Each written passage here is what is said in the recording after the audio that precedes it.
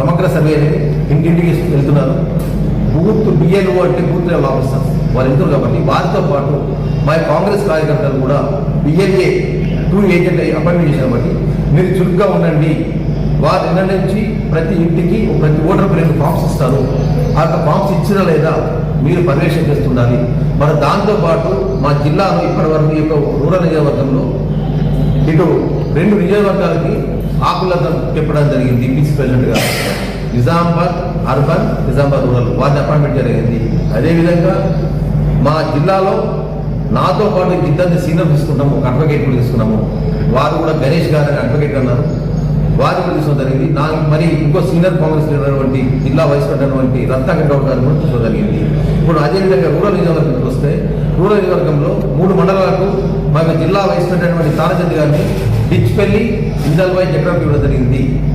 అదేవిధంగా మోపాల్ అండ్ నిజామాబాద్ మండలానికి అమృతపురం గారు వైస్ ప్రెసిడెంట్ ఇవ్వడం జరిగింది.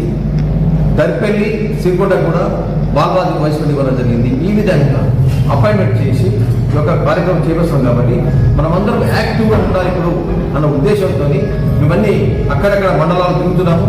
మా యొక్క టీంతో ఎవరికైతే బాధ్యత ఉందో వాళ్ళందరూ తిరుగుతున్నాం. కాబట్టి మీరు అందరు చురుగ్గా పాల్గొనే ఉద్దేశంతో ఒక మీటింగ్ ఏర్పాటు చేసి ఈ పత్రిక ముఖ వారందరూ మా కార్యకర్తలు ఇవ్వడం జరుగుతుంది. కాబట్టి మరి కాంగ్రెస్ పార్టీ పటిష్టంగా మా రేవంత్ రెడ్డి గారు, మహేష్ గౌడ్ గారు బాగా సీరియస్ ఉన్న దీని మీద ఖచ్చితంగా మన రాష్ట్రంలో పడ్డారు. మనం ఎక్కడ కూడా నెగ్లెక్ట్ చేస్తే ప్రతి ఊరు ప్రతి గ్రామంలో మన అందరం కూడా ఖచ్చితంగా మండల వైద్యులు మండల పార్టీ ప్రజలు ఉంటారు. మాకు ఇప్పటి వరకు మొత్తము 6 నియోజకవర్గాలలో సుమారు 38 మంది మండల పార్టీ ప్రజలు కాంగ్రెస్ ఉన్నారు. మీరందరూ కూడా బాధ్యత అయ్యారు. వీటితో పాటు మరి వారితో కాకుండా కొత్తగా ఎన్నికైన సర్పంచ్ కూడా బాధ్యత తీసుకోమంటున్నాము, వార్డు నెంబర్లు కూడా తీసుకోమంటున్నాము. మా యొక్క బూత్ ఏజెంట్ కాకుండా మీరు కూడా బాధ్యత తీసుకోవాలని అందరం కూడా యాక్టివ్ పాల్గొని ఈ యొక్క ప్రోగ్రాం విజయవంతం చేయాలని మేమందరం దాని గురించి మా యొక్క ఎవరైతే బాధ్యత అయ్యారో అందరూ కూడా గ్రామాల్లో తిరుగుతూ మన బాధ్యతగా మనం ఈ యొక్క నెల రోజులు ఎక్కడ కూడా వెళ్ళకుండా గ్రామాల్లో ఉండి ఒక ప్రోగ్రాం విజయవంతం చేసుకొని ఒక్క ఓటు కూడా పాల్గొనకుండా ఎక్కడైతే గ్రామాలు ఇంటింటికి వెళ్తున్నారో 2 ఫామ్స్ ఇస్తున్నారు. కాబట్టి వారికి ఏమైనా తెలియని ఉంటే మనమే నింపి వారి సంతకాలు తీసుకుని వారి ఫోటో పెట్టాలా. ఫోటో అనేది బ్యాక్గ్రౌండ్ వైట్ ఫోటోతో ఇవ్వాలా.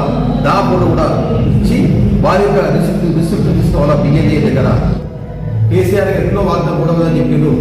ఏమన్నారు, నేను ఎస్సీల ముఖ్యమంత్రి చేస్తా అని తననుకుంటున్నాను.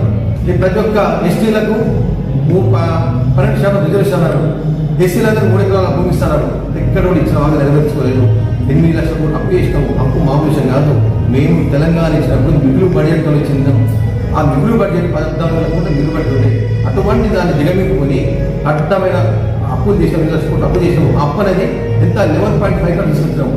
సామాన్యంగా అయితే 7% తీసుకొచ్చుకోవాలి. దాంట్లో కూడా కమిషన్ తీసుకున్నాము. తీసుకొని చేసినాము. ఇటువంటి దాన్ని మా ముఖ్యమంత్రి గారు పద్ధతి ప్రణాళిక ప్రకారము ఆ యొక్క వడ్డీని తగ్గించుకొని ఆ వచ్చిన పొదుపును నువ్వు గతంలో ఎంప్లాయీస్ రిటైర్మెంట్ ఎంప్లాయీస్ 11,000 కోట్లు వాడుతున్నాము. ఎక్కడ కూడా వాళ్ళకి రిటైర్మెంట్ ఇవ్వట్లేదు. అటువంటి దాన్ని కూడా మేము పద్ధతి ప్రకారంగా రిలీజ్ చేస్తూ మా జరుగుతున్నది.